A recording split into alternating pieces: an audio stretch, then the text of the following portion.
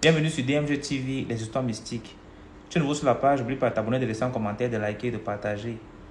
Tu veux raconter une histoire, envoie ta demande ici en direct et tu m'en nous raconter ton histoire mystique. Mystique, s'il vous plaît. Pas des histoires de romance, des histoires romantiques. Bah, m'a barré. La femme a quitté le foyer. On est marié depuis 55 ans. Elle m'a laissé avec 5 ans. Non, ça ne nous concerne absolument rien. Les violences, des trucs de violence conjugale, là, on n'est pas dedans. Oh, celui-ci t'appelle sa femme là. Non. Il y a la bagarre au quartier, le tueur a explosé à Yaoundé. Non.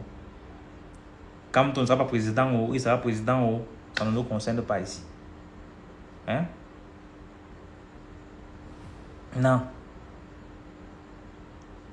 Au Cabral, Libye a fait comme ça. Oh, Alassane Ouattara, Washington, Donald Trump a fait. Ça, ce n'est pas pour nous. Ici, c'est les histoires mystiques. Donc, tu as une histoire à raconter mystique. Et s'il vous plaît, quand vous racontez les histoires, ne traînez pas trop. Pas de détails, genre les noms des concernés, le nom des hôtels, le nom des bars, des restaurants et autres. On ne veut pas. Pas de publicité, qu'elle soit positive ou négative, on ne veut pas. Donc, on va commencer la première histoire. Comme je l'ai dit, on va se prendre dimanche sur YouTube. Si je change d'avis, ou alors si j'ai un empêchement, je vais aussi vous communiquer ça ici sur TikTok. Je suis encore là, s'il y a les gars qui veulent raconter des histoires, ils peuvent monter, c'est pas un problème. Tant que... Bonsoir Damien. Salut. Bonsoir. Tu m'écoutes? Oui, très bien. Tu as les écouteurs? Non, j'ai pas les écouteurs, mais je suis en Bluetooth dans la voiture. En fait, tu as voulu partir et j'ai voulu raconter mon histoire rapidement. Bon, est-ce que vous l'écoutez bien? Ça passe là comme ça ou bien on fait comment? Attends, oui, tu reprends d'abord dans les commentaires si c'est bon. Tu m'écoutes bien, je suis sûr? Bon, moi je t'écoute. Ok, vas-y, c'est bon. Vas-y. D'accord. En fait, c'est une expérience que j'ai vécue. Un jour, j'ai suivi une de tes histoires ici, là. Il y avait un gars qui disait que le gars a voulu faire une expérience de sortie de son corps. Il avait raconté ça. Et moi, étant très curieux, de base, je pensais que ceux qui sortent de leur corps étaient des sorciers, étaient des vampires. Donc, quand il avait parlé ça ce jour, j'ai dit, ah, donc ce ne sont pas seulement les sorciers qui peuvent sortir de leur corps. Je suis très curieux de nature, très curieux. J'ai commencé à faire mes recherches dessus, faire des recherches dessus. Je ne dirais pas comment j'ai fait. Mais un soir, je m'ennuyais. Il était 2 heures du matin, je m'ennuyais. J'ai dit, bon, comme maintenant, si je m'ennuie, pourquoi ne pas essayer? J'ai essayé. Le premier soir, j'ai presque réussi. Bon, n'étant pas satisfait, j'ai réessayé le deuxième soir. Le deuxième soir, j'ai réessayé. Et ça a marché. Je vous assure que ça a marché. Je suis sorti de mon corps. J'ai vu ce qu'on appelle le cordon d'argent. J'étais très fier à ce moment-là. Bon, comme j'avais suivi tellement de choses sur YouTube et tout, de comment faire et tout, jusqu'à ce que j'avais réussi, donc je savais comment me maîtriser. Mais ce que je ne savais pas, et ce que, en fait, la raison pour laquelle je dis ça, c'est parce que ce que je ne savais pas, c'est que durant cette étape-là, il y a beaucoup d'entités négatives qui sont là. Moi, je suis sorti de mon corps, j'ai réussi à me balader chez moi. Je me baladais chez moi et tout. À un moment, j'ai voulu sortir de la maison. Quand je suis sorti de la maison, j'ai plané au-dessus de la maison. Ce que j'ai vu avec mes yeux, ça m'a tellement fait peur que je suis redescendu sur terre. Donc, je me suis réveillé en fait. Parce que je savais que quand tu sors de ton corps, tu ne peux pas mourir. Si tu as peur, tu vas revenir. D'après ce que j'avais suivi, et c'était vrai. Bon, je demande à personne d'essayer, mais n'essayez vraiment pas ça si vous n'êtes pas prêt. Parce que ce qui est, moi je ne croyais pas à ça. Moi je ne croyais pas à cette histoire de sortie du corps, de monde astral et patati et patata. Je croyais, mais pas vraiment. Mais ce que j'ai vu de ce côté-là, je vous assure vraiment, il ne faut pas essayer ça. Et ce que j'ai crimballé, et ce que j'ai failli trimballer en fait, ce que j'ai failli porter avec moi, ça a été horrible. Parce que quand tu sors de ton corps, il y a des esprits qui veulent entrer dans ton corps pendant que tu es sorti. Ça, je ne savais pas. Ça, on ne le dit pas sur YouTube. Il y a des choses qu'on ne dit pas.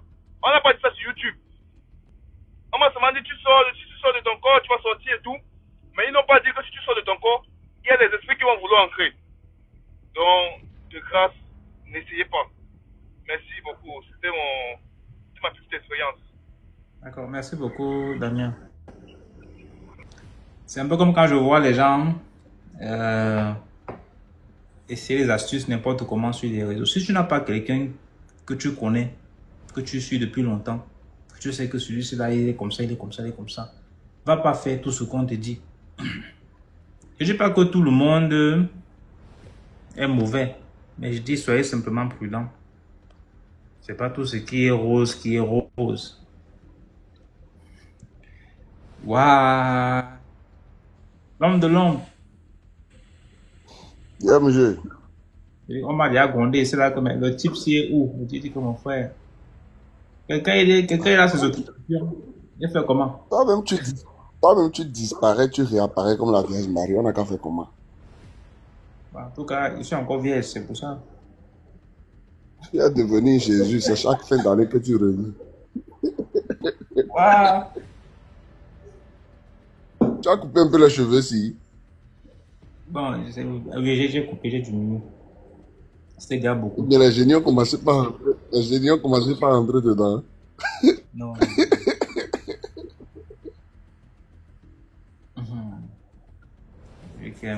C'était pour te taquiner. Anyway, bonne et heureuse année à toi. J'espère que tu as bien débuté l'année. Et bonne et heureuse année à tous tes abonnés également. Bon, je commence par l'histoire de la femme qui a suivi les recettes qu'on donne sur TikTok pour passer son mari ou bien l'enfant sorcier né qui a tué ses parents. Voilà. On a voir la première histoire là, même justement, qui parlait de ce que l'on vient de parler maintenant. D'accord. Bon, c'est l'histoire d'une femme qui est sur TikTok. Elle passe son temps à copier les remèdes que les gens se donnent, que oh, tu peux aller faire ça pour basser ton mari.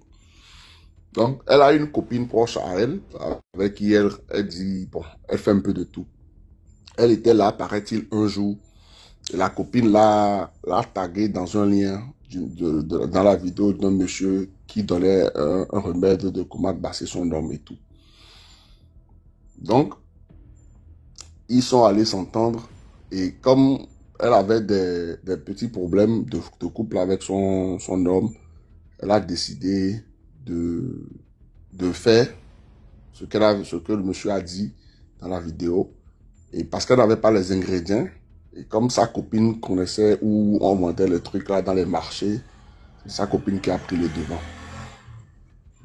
La copine l'a accompagnée, ils ont acheté les trucs et tout, ils ont fait le remède que le monsieur a expliqué.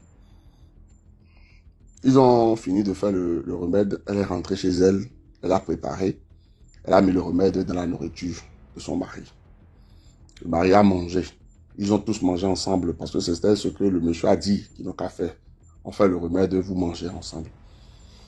Quelques temps après, dans la même semaine, quelques jours après, plus tard, elle a remarqué que son mari a commencé par maigrir. Et un problème que son mari n'avait jamais, c'était le problème d'anémie, le manque de sang. Le monsieur avait commencé par avoir des problèmes de sang réguliers. Il commençait par diminuer comme quelqu'un qui avait chopé une maladie très très grave. La semaine qui a suivi, la santé du monsieur a commencé par se détériorer, comme si, au fait, quelque chose absorbait son âme. Finalement, ils ont fini à l'hôpital. On va analyse médicaments, analyse injection. Ils ont fait plus d'un mois à l'hôpital. Le monsieur, finalement, est fini paralysé, de la paralysie au décès. Tu sais qu'on est en Afrique, non? Donc, les parents du monsieur ont pris le corps de leurs enfants. Ils ont trouvé ça très tragique pour quelqu'un qui ne souffrait de rien et qui a commencé par maigrir du jour au lendemain, c'était pas clair. Donc, ils vont partir vérifier si la mort de leurs enfants était d'état naturel. Et c'est là où les problèmes ont commencé. Ils partent consulter un monsieur pour savoir si est-ce que la mort de leurs enfants a été ordinaire. Et c'est là qu'ils s'aperçoivent que le monsieur les fait savoir que les enfants n'est pas mort d'une mort naturelle, mais qu'il s'est fait tuer. Il s'est fait tuer comment? On l'a empoisonné. Le phare dit non. mais qu'il a été vendu par quelqu'un. Bon, on peut chercher, trouver la personne. Le monsieur a dit oui. Donc, ils ont commencé par donner des noms, des gens que leurs enfants avaient l'habitude de fréquenter pour aller dans les bars, pour aller dans les fêtes. À chaque fois qu'on donnait un nom, le phare refusait.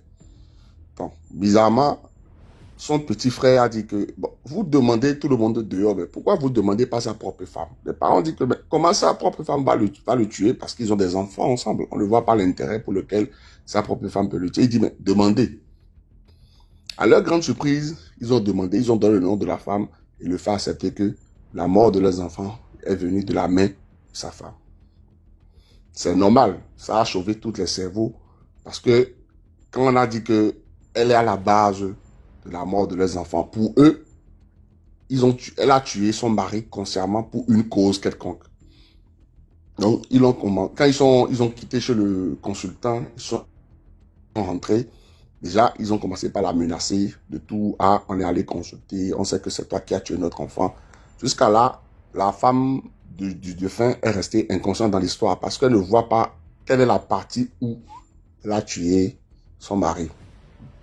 Donc, de chaque jour, parce qu'ils ont dit que tant qu'ils ne sauront pas qu'est-ce qui s'est passé, pourquoi il est mort, ils ne vont pas enterrer. Parce qu'ils ne vont pas aller enterrer quelqu'un où l'âme va venir commencer après par les hanter. Donc c'est comme ça, ils ont commencé par bousculer la femme et tout. Ils sont allés voir les parents de la femme. Ils ont posé la situation. Et c'est la maman de la fille qui s'est rapprochée de sa fille et a commencé par travailler sa fille que tes beaux-parents ont dit que tu as tué les enfants parce qu'ils sont allés consulter quelqu'un. Et que ce dernier a confirmé que la mort de leurs enfants vient de toi, alors que vous étiez que deux. Ce qu'on va faire, on part aussi de notre côté, on va aller chercher. On dit que le karma, il n'y a pas de vide dans le karma.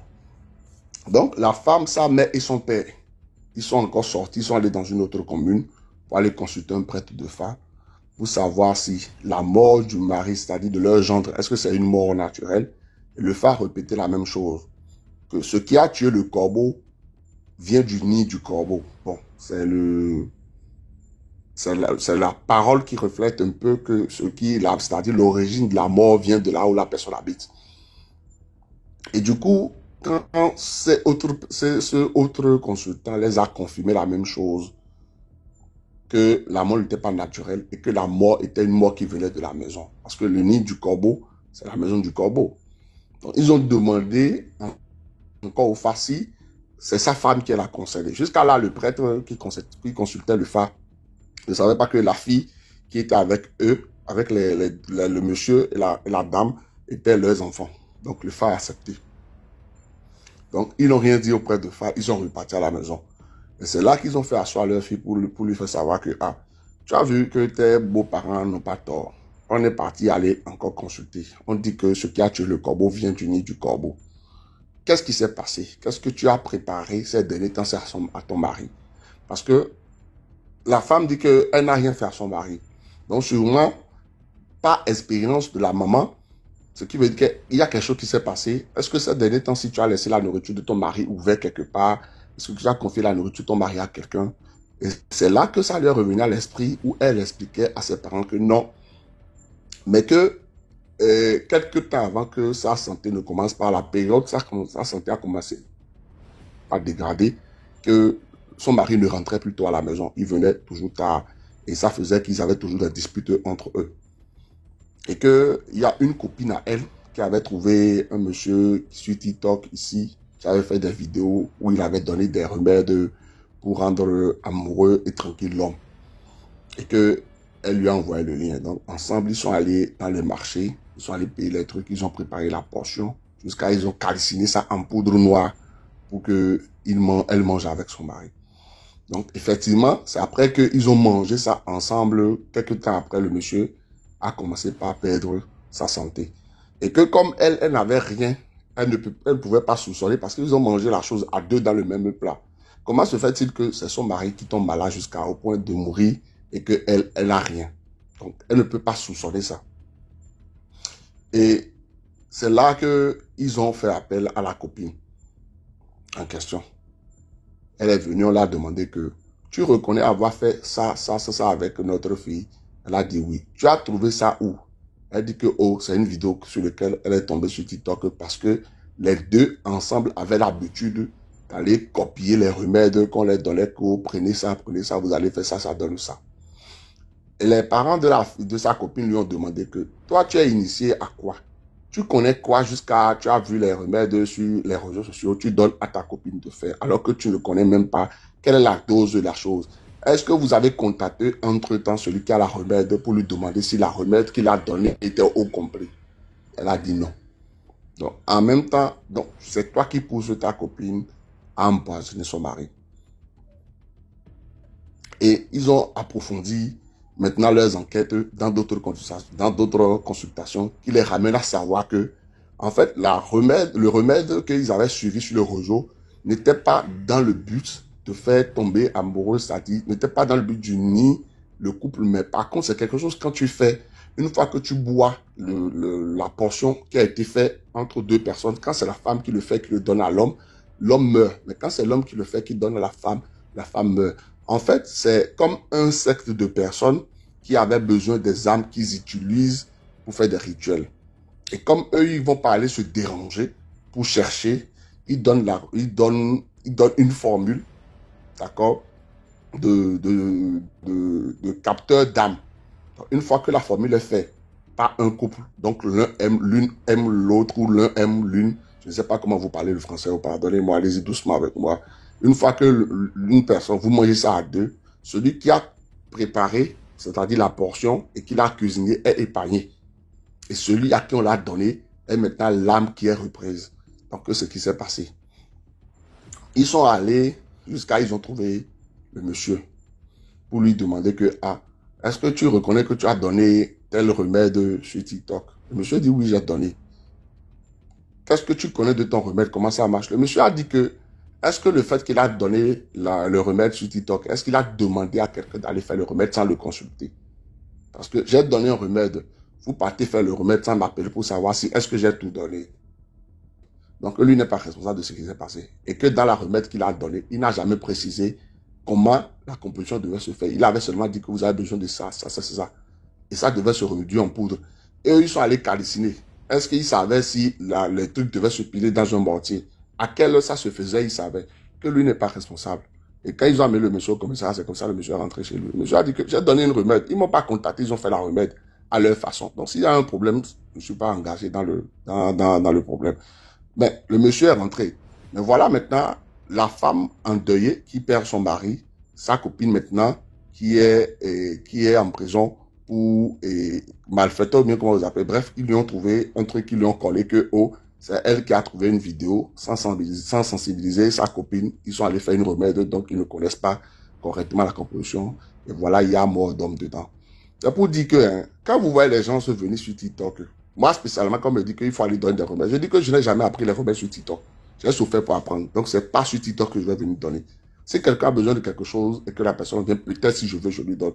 Mais dès que quelqu'un débarque pour dire que allez faire ça, allez faire ça, allez faire ça, tout le monde coupe pour aller faire, sans que vous ne sachiez c'est quoi. Il y a plein de choses comme ça.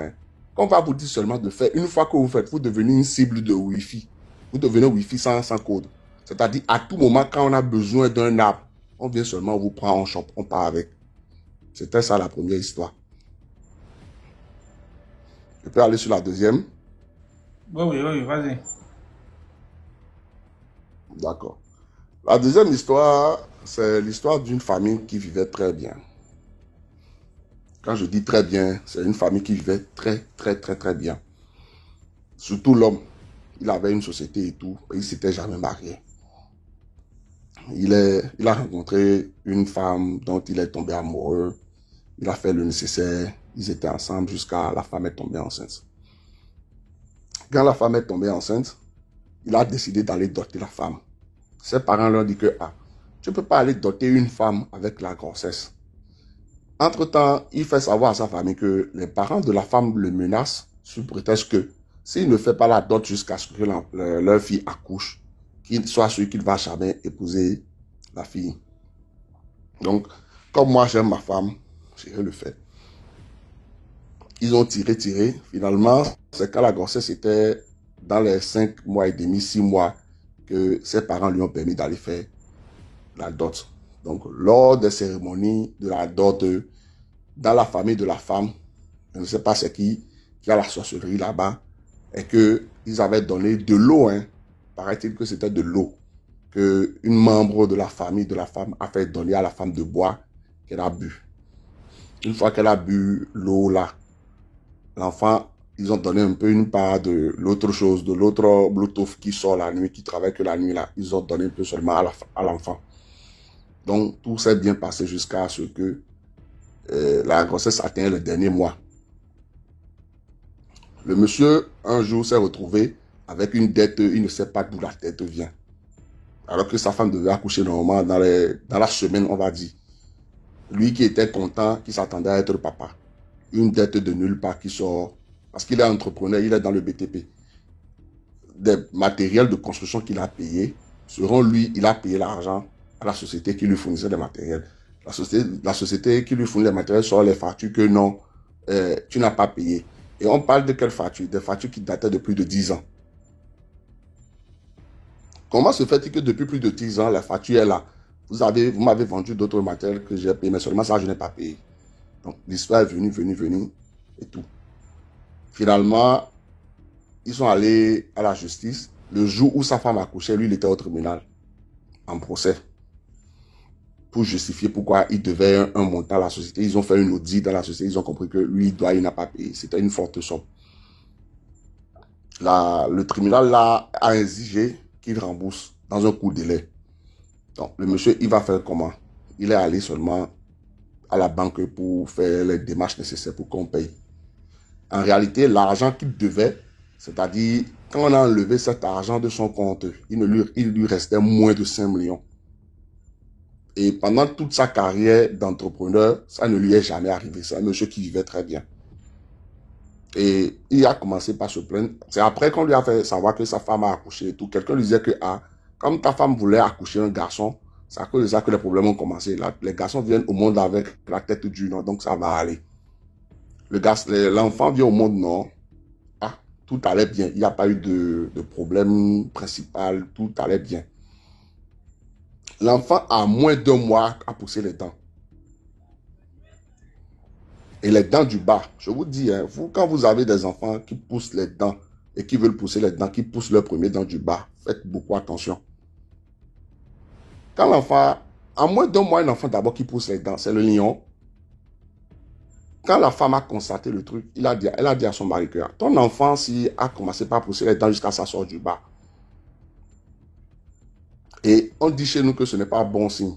Il a dit que non, le monde a changé. Maintenant, les enfants viennent avec les comportements qu'ils veulent.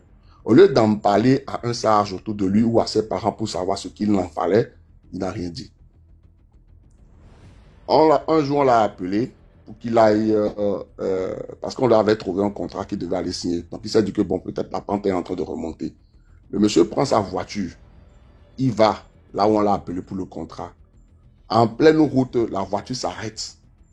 Le moteur de la voiture cale. Quelqu'un derrière avec le camion qui filait à vivre à lui est venu ramasser seulement la voiture. On a parlé.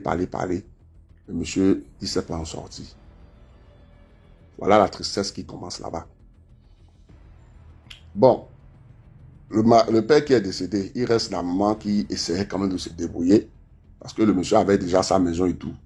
Donc, il y avait au moins les loyers qui venaient. Donc, la femme prenait ça pour se débrouiller. Quand ils ont voulu enterrer le monsieur, la famille du monsieur a refusé à la femme de venir à l'enterrement parce que sous prétexte qu'elle avait un bébé et que c'était pas bon signe. Puisque l'enfant venait de venir au monde avec les circonstances et tout. Et c'est après les funérailles du monsieur que la femme va faire savoir à son beau-père qu'il y a quelque chose qui l'étonne. Et que cette chose, c'est que le bébé, à moins d'1 mois, avait sorti les dents du bas. Son beau-père lui demande que, tu as trouvé l'histoire-ci où? Comment, depuis quand un bébé de moins d'1 mois peut pousser les dents? Ce n'est pas clair.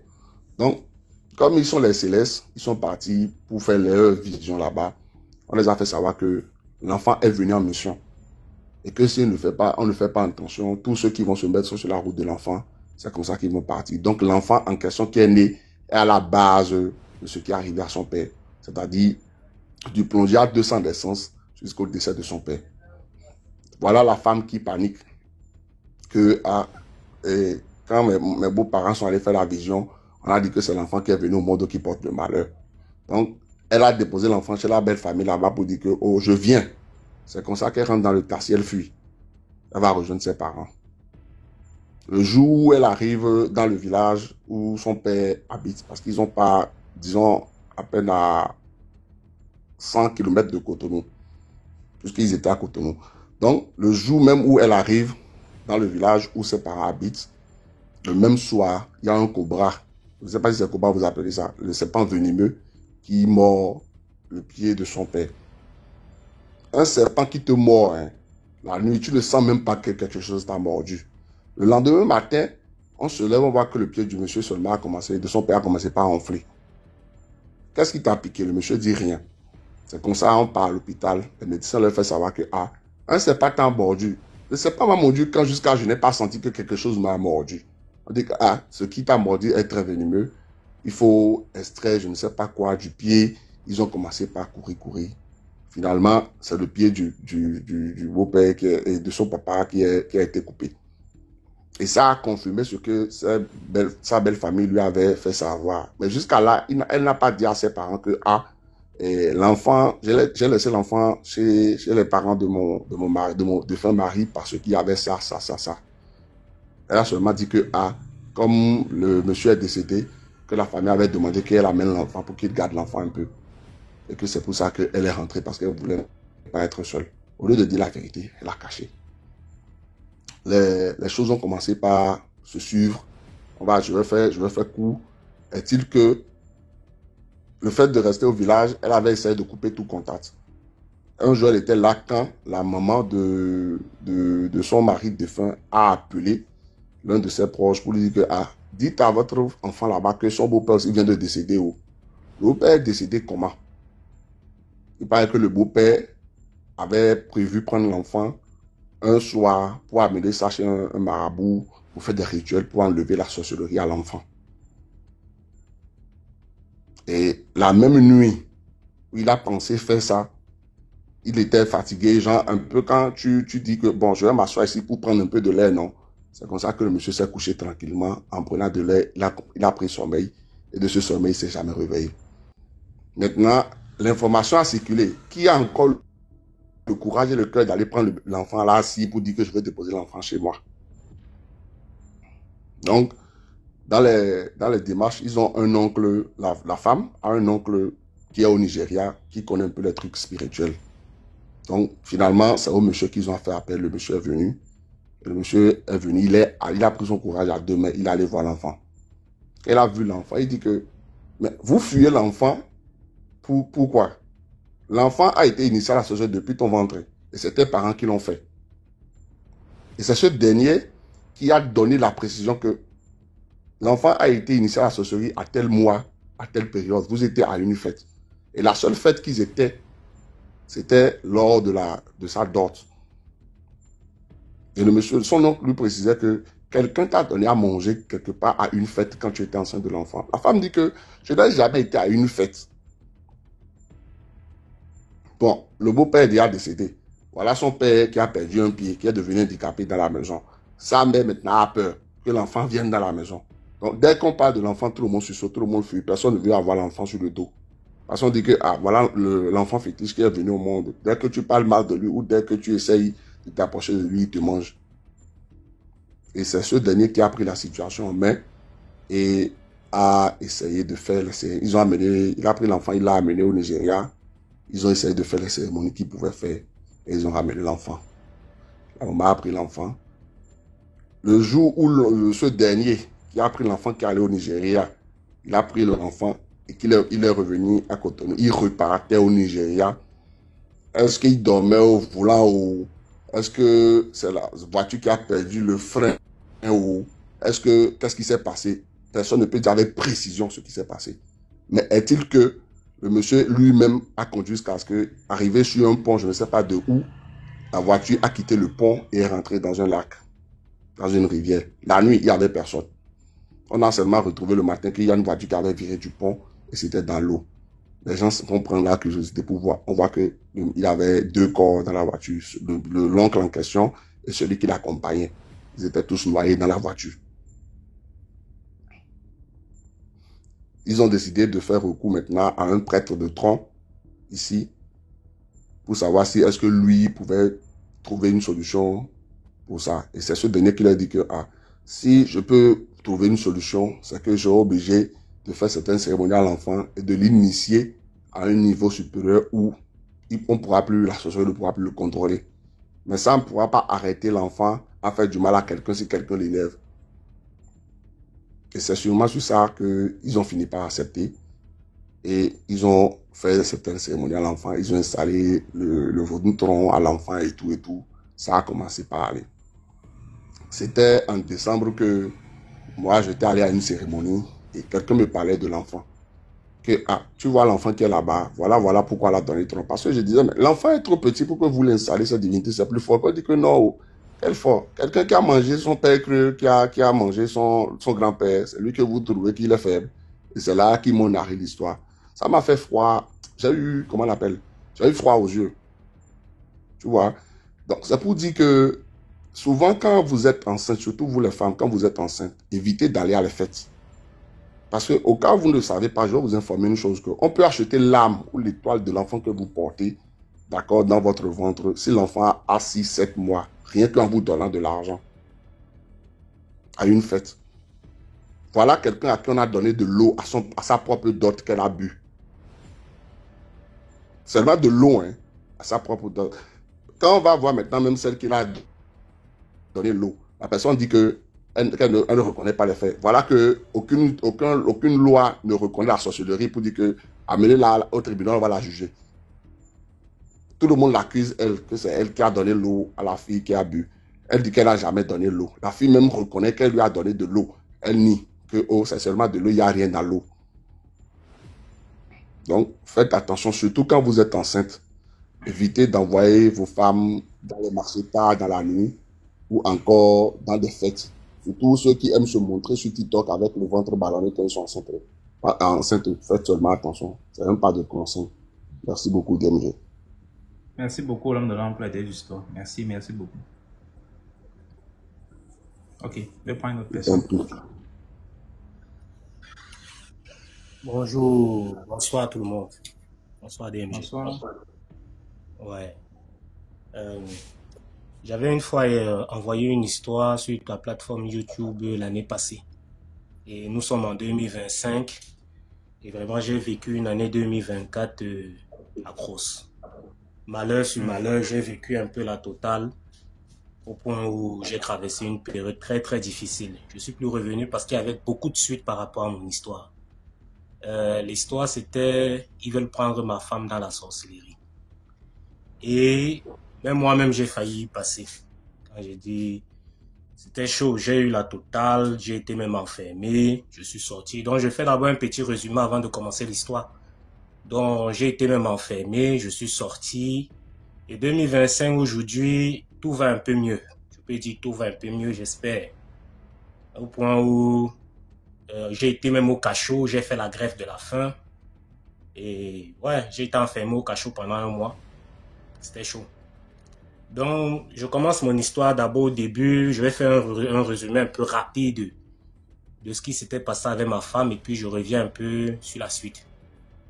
Donc, c'était, je suis en Belgique et ma femme est au pays. Elle est au pays. Donc, du coup, elle a une fille dont je lui ai connu, elle a une fille.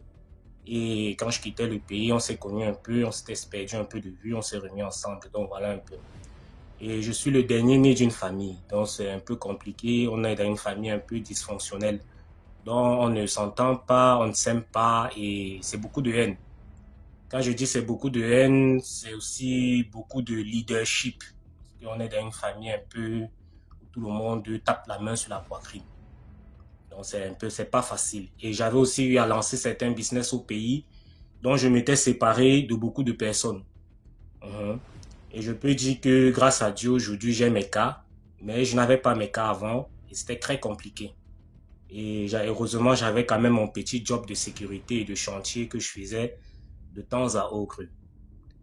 C'est comme ça que elle, comme on était ensemble, il y a d'abord eu la mort de sa petite sœur. Donc l'année commençait un peu difficilement, j'enchaînais les cauchemars. Pourtant longtemps, je ne faisais plus de rêves. Donc j'ai commencé la fin d'année 2023 à commencer à faire beaucoup de cauchemars, mais je ne prêtais pas trop attention, même si j'étais effrayé dans mes rêves. Je me disais que non, c'est rien, ça peut arriver. Et comme je faisais la sécurité la nuit, une fois je voyais une ombre qui vient et qui m'attaque. Souvent on somnole un peu et je botte la table violemment et je suis effrayé. C'est comme ça donc que sa petite sœur meurt. Elle m'appelle, j'étais au chantier, elle me dit ma petite sœur que tu connais, elle est morte, machin, on ne sait pas. Elle venait de se marier avec un gars qui vit aux USA, qui a bien les dos, machin. Je dis que qu'il faut quoi? Elle dit ouais, il faut 300 colos, 300 000 pour essayer de participer au deuil et tout. Et je vais essayer de voir avec ma tante ici ce qui arriva à ma petite sœur, puisqu'elle a laissé l'enfant derrière elle, elle est morte après l'accouchement. Je dis ok, il n'y a pas de souci. J'envoie l'argent d'abord pour arriver à eu beaucoup de difficultés. C'est comme ça qu'elle donne donc une partie de l'argent à sa tante peut pas voir après, avant 3 jours, puisqu'il faut voir avant 3 jours quand quelqu'un meurt. Après on voit donc que c'est le gars qui a donc fait ça à sa femme. C'est comme, pardon un peu, j'essaye de construire un peu l'histoire dans ma tête. Et le grand frère, elle a donc un grand frère, son grand frère c'est un haut commissaire, donc c'était un haut commissaire qui arrêtait même les microbes lors des émeutes à Douala et tout. Donc on reste un peu comme ça, je vais essayer de rester évasif sur ce point-là. Donc du coup on regarde, c'est comme ça donc il y a eu bagarre entre le gars des USA et son grand frère. Moi je dis seulement à ma femme que ne te mêle pas trop de ce problème-là, tu sais parfois il y a des problèmes qu'il faut pas s'impliquer, même si tu te sens concerné, c'est dangereux. Elle dit que non, ma soeur chérie, tout et tout. Je dis non, ne t'implique pas. Après, le problème passe. Moi, j'enchaînais les cauchemars. J'enchaînais un combat spirituel de mon côté où je faisais vraiment des mauvais rêves. Après un temps, maintenant, elle m'appelle. Un soir, elle m'appelle. Elle me dit, et l'enfant tombait toujours malade. L'enfant tombait toujours malade de manière inexpliquée. Je dis que qui est? Comment l'enfant tombe malade tel jour? L'enfant tombe encore malade après 2 semaines. C'est quoi ça? Vous voulez seulement finir l'argent ou quoi? Je parle à l'enfant, je dis que non, ne fais plus ça. C'est quoi? Tu tombes malade, il y a quoi? Toi aussi, tu ne peux pas te contrôler. On dit que non, ce n'est pas l'enfant qui fait. Je dis que le problème, ce n'est pas simple. Elle appelle donc son grand frère en urgence. Son grand frère monte sur la ville de Douala et son grand frère dit que bon, je vais prendre l'enfant, je vais l'amener, on va voir ce qui ne va pas. C'est comme ça donc quand on amène l'enfant, son grand frère l'appelle un soir et c'est elle qui m'appelle. Son grand frère dit maintenant que on a dit ici chez le crédit praticien que c'est fini. Qu'actuellement, on veut te prendre toi et l'enfant. Et tu dois choisir maintenant pour sauver une personne. Tu dois choisir l'enfant ou ton gars. Elle pleure. Elle dit que qui? C'est quoi qui dit comme ça là? Elle dit que c'est ce qu'il a dit. Elle pleure à chaudes larmes en vidéo. Je dis que tu sais quoi? On va choisir personne. On va rester en prière. Elle dit ok. Elle pleure. Je dis calme-toi, c'est comment? Bon, je sais que je n'ai rien fait à quelqu'un, tu n'as rien fait à quelqu'un d'après ce que je sais de toi. Et vraiment, si c'est que personne ne se sent coupable, rien ne va nous arriver. Je me mets quand même en prière avant de dormir. Je dis que bon, Seigneur, voilà, je suis innocent, toi-même tu sais, moi je viens blanc devant toi. Moi aussi je sais que l'autre est blanc devant toi. L'enfant aussi, je pense pas que l'enfant, voilà. C'est comme ça que je dors. Mes cauchemars n'étaient pas encore intenses cette période-là. Mes cauchemars n'étaient pas encore intenses parce qu'après c'est devenu fort, très fort même. C'est comme ça donc on reste silencieux. Après une semaine, elle me dit que l'enfant va bien, l'enfant ne tombe plus malade. Et jusqu'à présent, l'enfant ne tombe plus malade. L'enfant, peut-être il y a les petits palus, mais ce n'est plus comme avant. Donc l'enfant ne tombe plus malade. Après directement, ça part sur elle. Elle maintenant malade. On part à l'hôpital, perfusion sur perfusion. On m'appelle, je dis qui? C'est quoi vous voulez me donner la crise cardiaque? C'est comment? Après, son grand frère prend aussi, il part à l'est. Et là, on dit maintenant que ici, là, et moi, paniqué aussi, mes cauchemars s'intensifiaient. À un niveau où je restais au salon comme ça. Donc, j'avais pris un grand appartement. Je restais au salon, je vois l'ombre au niveau du balcon. Je vois l'ombre à l'angle de la maison. Je reste sur la machine, je n'allume pas la lumière parce que j'ai peur d'allumer la lumière. J'ai peur d'aller aux toilettes, j'ai peur d'aller au WC. Je dis que donc je me retenais même parfois avec les urines parce que je dis qu'il y a quelque chose là-bas qui m'attend alors que je suis chez moi. Donc, du coup, je restais comme ça, je paniquais. Et c'est comme ça que donc elle partait à l'Est pour se soigner. Et je n'avais pas de nouvelles d'elle pendant 2 semaines et demie. Oui, pendant 2 semaines et demie. Mais moi, de mon côté, ça devenait fort, fort aussi. Je reste comme ça, je panique. J'appelle un ami. Je dis que frère, comme tu es souvent un gars qui aime trop les trucs de Dieu là, explique-moi un peu ça. Il me dit que, attends, je vais te donner le numéro de mon pasteur. J'appelle le pasteur, j'explique la situation. Le pasteur dit qu'on prie, que lui, il a vu que elle est déjà sur un autel sacrificiel, que c'est dangereux. Et que toi aussi, vraiment, tu as beaucoup de choses, machin, machin. Je dis, ok, qu'est-ce qu'il faut faire? Il faut prier, non? Donne-moi alors la formule. Il me dit que non, on va prier ensemble, mets l'eau dans le sel, tu pries. Je prie avec lui au téléphone à côté. Mais ce qui m'a un peu vexé après, dans les prières, après quelques jours, il me dit qu'il faut envoyer 4000 € pour que je mette un peu quelque chose dessus. J'ai dit que je dois créer mon hôtel à moi. J'ai dit, moi, les choses comme ça, je ne connais pas. Je n'entre pas dedans. C'est là où j'ai ghosté le pasteur là. C'est là où elle sort, elle m'appelle, elle me dit que, chérie, ce que j'ai vécu, c'est là où c'est grave. Que moi, on m'a enterré 3 jours dans la terre. Juste pour enlever tout ça, on m'a crêté, tout. Je suis même arrivé là-bas, j'étais dans l'ambulance comme ça, j'étais presque morte. La grand-mère a dit que non, personne ne meurt ici, c'est une forêt sacrée, personne ne meurt ici. Ramène-la d'abord à l'hôpital, elle doit d'abord venir en santé. Parce qu'elle est en train de mourir comme ça. Elle dit que mon grand frère a appelé l'ambulance et ils sont partis en vitesse, on m'a soigné, après on m'a ramené là-bas. Donc c'est pour ça que depuis presque un mois, tu n'as pas eu de mes nouvelles. Et je suis sorti avec les plantes de la terre, comme ça on m'a soigné avec, donc comme si on est venu me sauver. Après maintenant, jusqu'à présent, elle n'a plus de problème de santé par rapport à tout ça et tout. Moi maintenant, je dis que là où tu vois là, j'enchaîne les cauchemars et ça devient un peu bizarre. Je commence alors mes bains de purification tous les soirs. Je vais pas dire, mais qu'on dit l'eau avec le sel et tout. Quand je me lave, je prie, j'appelle mes ancêtres, je prie. Maintenant, dans mes rêves, comme je me réveillais subitement, maintenant j'ai compris que dans mes cauchemars, il fallait une condition pour me maintenir dans le cauchemar, parce que je me réveillais comme si c'était une crise cardiaque. Donc j'avais ma fille dans le cauchemar. Et il fallait que, et comme j'ai un côté protecteur, l'enfant, je devais rester protéger l'enfant. C'est comme ça que je reste comme ça, je vois mon ancienne maison d'enfance et j'avais toujours un homme à côté de moi ou une femme que je connaissais pas. Et je pensais que c'était mon ange gardien. L'enfant à côté, je parle avec la personne tourne la tête, la personne dit, ils sont là. Directement, je tire la main de l'enfant, je cours vers la cage du chien. Je vois comment la personne court même avant moi, il prend un fusil en pompe en or, il retourne. Moi, je vois de l'autre côté les vêtements sans quelqu'un dedans, mais les vêtements qui marchent vers moi comme ça. Je cours, je vois la lumière au milieu, je tire l'enfant. Les vêtements là courent sur moi, je commence à prier au nom de Jésus, dans mes rêves. Hein. Je prie, la personne là court. Je plie le coup de poing, puisque j'ai fait le MMA. Je plie les coups de poing, j'engage, je tombe sur le lit. Directement, je reste comme ça, je dis seulement que, Seigneur, c'est quoi ça?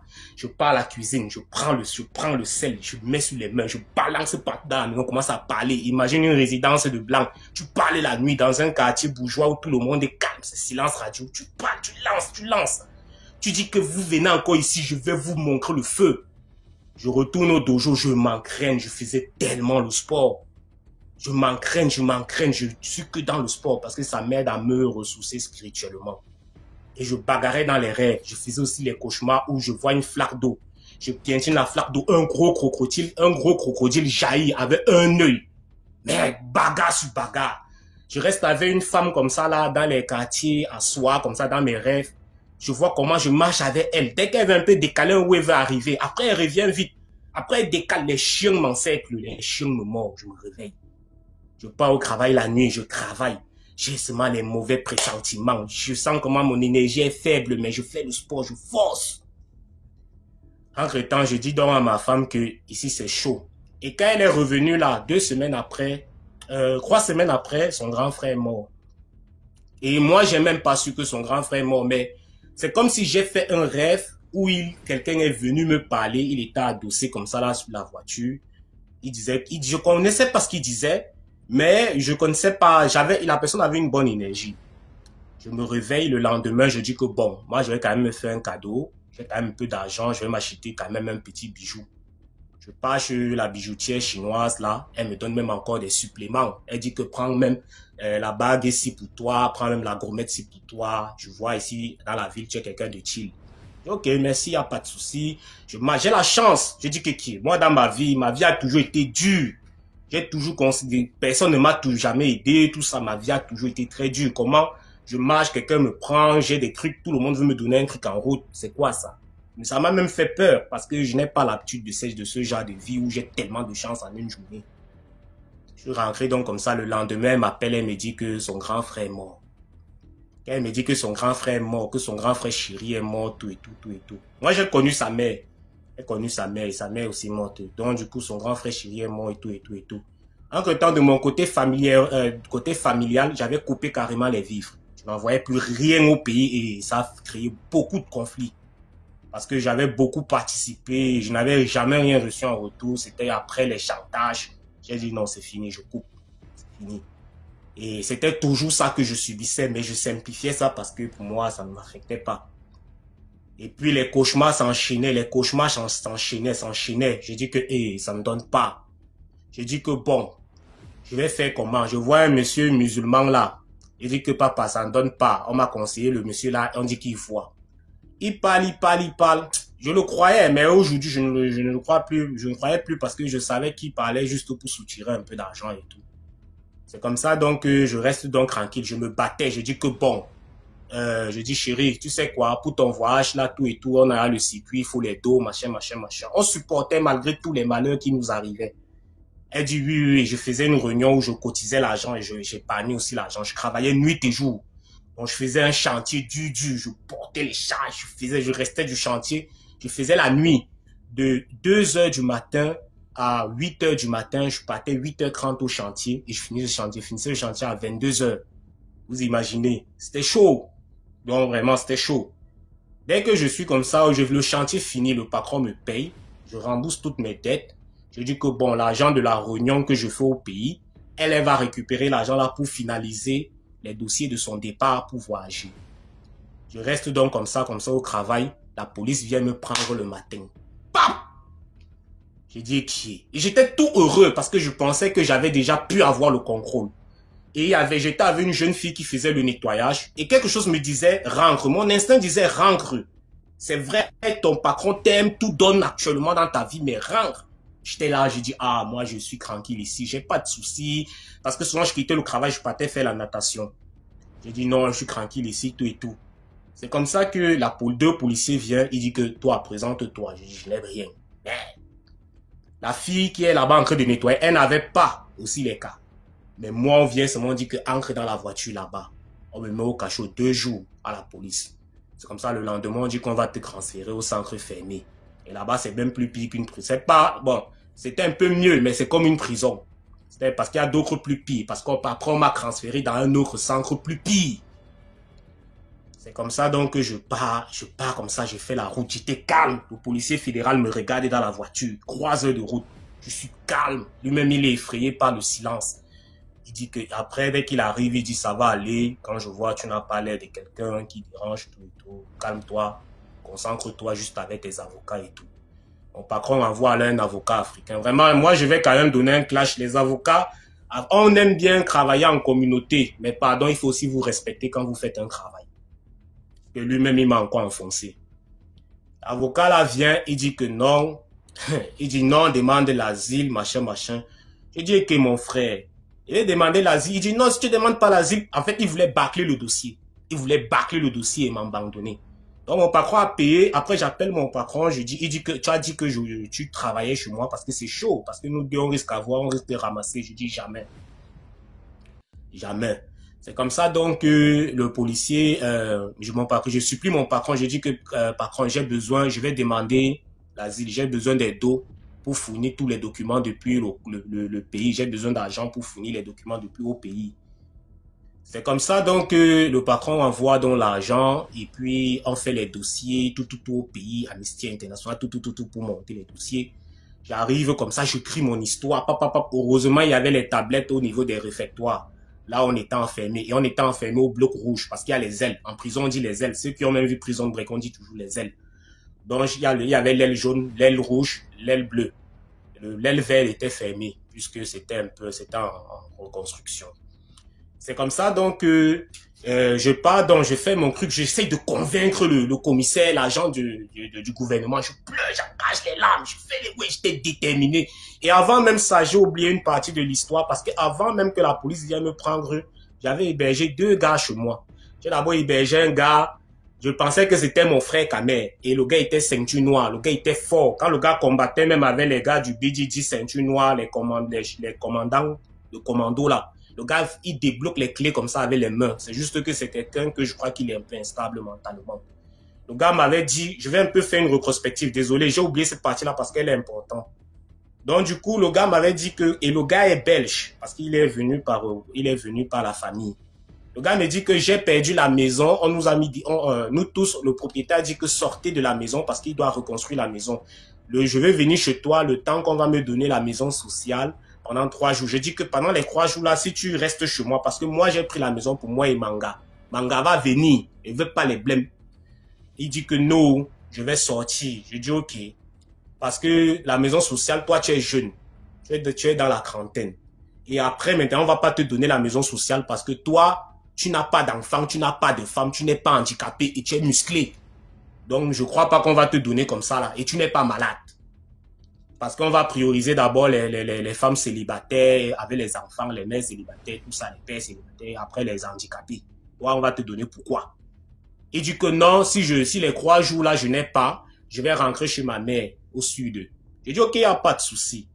Le gars vient, le gars a commencé à monter les idées bizarres. Je vois que le gars a les mauvaises intentions, sa manière de s'exprimer, toujours de vouloir opprimer les autres. J'aimais pas, je restais un peu hypocrite, mais j'aimais pas, j'évitais un peu les conversations. Après un moment, je vois qu'il veut un peu entrer dans un esprit de manipulation. Je lui explique que bon gars, tu m'as assez menti. On est déjà 1 mois et demi, il faut que tu sortes de chez moi. Le gars dit que non, je ne sors pas. J'ai dit que qui? Mais tu restes comme ça dans la maison, je suis ceinture bleue, lui il est ceinture noire. Et le gars est fort, j'ai fait les entraînements avec lui. Le gars peut me taper là-bas à tout moment. Aller et retour. Quand on dit que quelqu'un est fort, moi je connais mesurer la force des gens. Donc le gars pouvait me massacrer. On passe le domestique maintenant. Oui. C'est là où donc le gars dès que j'ai pu quitter de la maison, j'expliquais au maître du dojo qu'il me menace tout et tout. C'est comme ça donc le gars dont j'ai coupé les compteurs lumière tout et tout, je suis sorti, j'ai déserté de la maison, le gars est sorti. Il m'a envoyé le message que il va me montrer, il va faire tout et tout pour qu'on me rapatrie et que le grand-père de sa femme qui est au pays, c'est un des Alan Mimbu, des gens du gouvernement. J'ai dit ok, il n'y a pas de souci. J'ai aussi pris un autre gars encore qui sabotait sa femme, lui aussi il a dit qu'il va me montrer le feu. Il a dit qu'il n'y a pas de souci. C'est comme ça qu'arrivé maintenant au centre fermé, bon je reviens maintenant au centre fermé, j'enchaînais les cauchemars, j'enchaînais toujours les cauchemars et ça n'allait pas. Parce que je dormais, je vois comment un bouc me poursuit toute la nuit. Je marche sur une piste comme ça, comme au village. J'arrive dans une maison en fer. Et puis, le bouc vient comme ça, il a le visage d'une femme, d'un homme. Après, je fais les couches de nuit, j'enchaîne les couches de nuit. Je prie, je vois le visage de la personne, je ne connaissais pas. C'est comme ça que les couches de nuit s'arrêtent. Après, c'est les repas de nuit. Je suis dans un grand restaurant. Je mange. Après, directement, je saute, je me réveille. Après encore, je vois encore comment je vois un enfant comme ça, il a les trucs à main, j'ai mon plat qui est servi. Après, je vois c'est les sels. Je me réveille. Je suis comme ça enfermé. J'ai dit merde, l'affaire si là, ça ne donne pas. Je restais toutes les nuits éveillé au couloir. Après, je vois un petit qui sort de sa chambre. Il dit qu'il a vu quelqu'un monter sur lui. Lui aussi, il vivait sa part d'histoire. Il y avait un père aussi enfermé là-bas. Il avait tous les longs ongles. Lui, il ne se taillait jamais les ongles, il se lavait jamais. Donc, du coup, il y avait tout genre d'histoire là-bas. Et heureusement, j'ai rencontré un ami congolais là-bas. Et c'était un gars qui était dans le fait, donc dans l'escroquerie. Et c'est comme ça qu'il m'aidait aussi financièrement pour les procédures. Après avoir changé le premier avocat, puisque ça n'avait pas donné, il avait bâclé, il ne répondait plus à mes appels et tout. J'ai pris un deuxième avocat, il était un peu cher. Il prenait 800 € par tribunal. Quand il a lancé la requête de mise en liberté sur le premier dossier, c'est comme ça qu'on a su que c'est un très bon avocat que j'ai pris. Ils ont envoyé encore une nouvelle annexe. Donc, ce qui me faisait que j'avais 2 tribunaux différents. Donc, du coup, je devais défendre les 2. Et donc, j'avais au moins ceux dont il y avait d'abord la première défense, après la deuxième défense, dont j'avais 4 tribunaux en tout. Et puis, c'est comme ça que premier, je tombe sur une juge. Elle me donne positif, que le gars là, il n'a pas d'antécédent, tout et tout. Il faut qu'on le libère. Deuxième, troisième, positif. Maintenant, il manquait le 4e pour ma libération définitive. Mais il faisait donc, dès que j'ai eu la libération, le gouvernement faisait toujours appel pour me maintenir. C'est comme ça que le 4e, j'appelle mon père. Je dis à mon père que, papa, je vais bientôt sortir, ça peut être bon, tout et tout. Machin, machin. Ma femme me dit que bon, comme elle a déjà été tellement en prière, elle a vu un prêtre exorciste, tout ça, rien.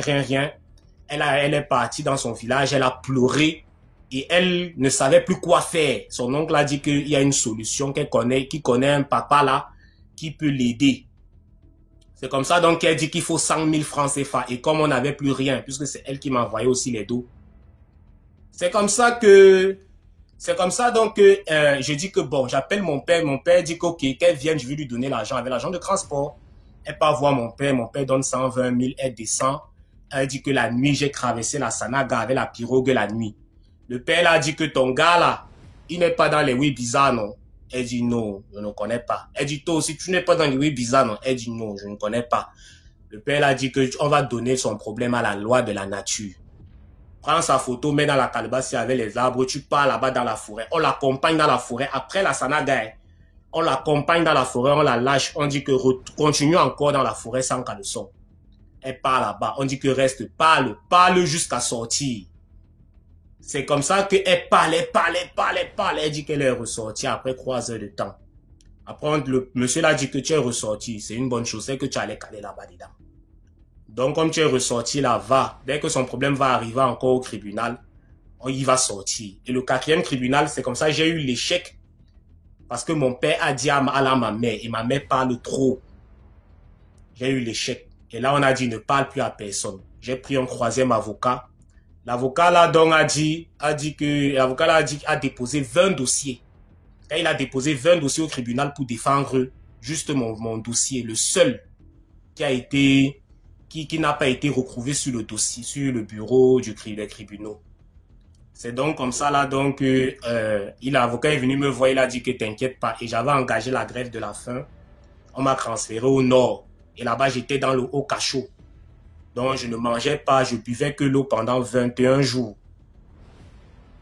Je buvais l'eau pendant 21 jours. Je buvais que de l'eau pendant 21 jours. J'étais au cachot, sans télé, sans rien. Après, directement, je pars au tribunal. On dit que monsieur, on va vous libérer parce que vraiment ici, nous avons tort sur le dossier. Donc, on va vous donner la libération.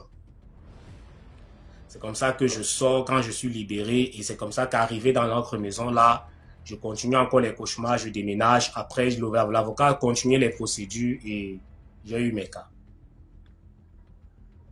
Ok. D'accord. Merci beaucoup pour l'histoire. Merci. Bonsoir.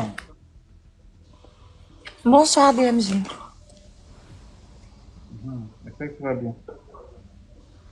Oui, ça va, Dieu fait grâce. D'accord. Vous m'entendez, j'espère. Oui. Ok. J'ai une histoire à raconter. C'est ma grand-mère qui me l'a racontée. À l'époque, elle avait dit que elles avaient pour habitude de rentrer en contact avec des Européens. Pour elle, par exemple, c'était un Italien par le biais d'une agence. C'est pas qu'elle posait sa candidature dans l'agence, hein, c'est juste que elle était dans le tourisme, dans le domaine du tourisme en Côte d'Ivoire. Donc, elle était beaucoup en contact avec les Européens. Et il y avait un Européen qui voulait forcément découvrir réellement le terroir. Donc, il lui a demandé d'où elle venait. En ce moment, elle lui a dit qu'elle venait de l'ouest de la Côte d'Ivoire. Il a demandé à ce que elle aille lui faire découvrir le village. Elle a dit d'accord, il n'y a pas de problème et tout. Donc, les voilà maintenant qui sont en partance pour le village. Arrivés là-bas, vous connaissez les villages, hein, surtout à l'époque, c'était les maisons en terre battue et les toilettes étaient à l'extérieur. Et dans les toilettes, il y avait une brique qu'on posait à terre et on s'arrêtait sur la brique là pour se doucher. Donc, les gens faisaient en sorte de ne pas se doucher très tard dans la nuit. C'est-à-dire, à partir de 18h, tout le monde se douchait. 19h, on mangeait. Et à 20h, pratiquement, bon, d'autres allaient dormir, d'autres causaient dans la cour et tout. Elle est arrivée avec le monsieur, l'italien. Ils ont passé une première nuit, une deuxième nuit. La troisième nuit, l'italien, après ses promenades, il a entrepris de se doucher aux environs de 22h. Déjà, il s'est promené dans le village seul, avec son appareil photo jusqu'à 22h. À 22h, quand il voulait aller se doucher, ma grand-mère lui a fait savoir que non, dans le village, c'était interdit de se doucher comme ça à ces heures-là. Parce que ils avaient pour habitude de voir des entités passer les nuits. Comment ils savaient ça, je sais pas. Mais elle m'a dit on sentait que il y avait des entités qui passaient, soit par le vent, souvent il y avait un souffle chaud.